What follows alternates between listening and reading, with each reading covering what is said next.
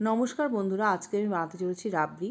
তো দুধটাকে খুব ভালো করে গরম করে নিয়ে তার সরগুলো কড়াইয়ের চারিদিকে রেখে দিতে হবে জমার জন্যে। তারপর এর মধ্যে আমি নিয়েছি অল্প একটু গোবিন্দভোগ চাল, সেটা মিক্সার গ্রাইন্ডারে গুঁড়ো করে নিয়েছি। এর মধ্যে দিয়েছি কাজু বাদাম, পেস্তা, এগুলো আমি সমস্ত দিয়েছি।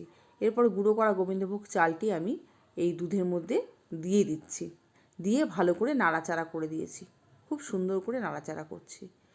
এরপর কাজু বাদাম আর পেস্তা ডাস্টটি আমি এর মধ্যে দিয়ে দিয়েছি। এর মধ্যে আমি স্যাফরন দিয়েছি কালারের জন্যে, যাতে সুন্দর একটা কালার আসে এবং খেতেও সুস্বাদু হয়। গুড়ের বাতাসা দিয়েছি। এগুলো সমস্ত কিছু দিয়ে একসাথে আমি এখন এটাকে নাড়াচাড়া করছি এবং ঘন হয়ে গেলে এরপর আমি এই রাবড়িটাকে আমি নামিয়ে নিচ্ছি বাটিতে। এই যে আমি বাটিতে নামাচ্ছি। খুব সুন্দর হয়েছে, দেখুন বন্ধুরা, কত সুন্দর লাগছে, দেখতেও সুন্দর হয়েছে।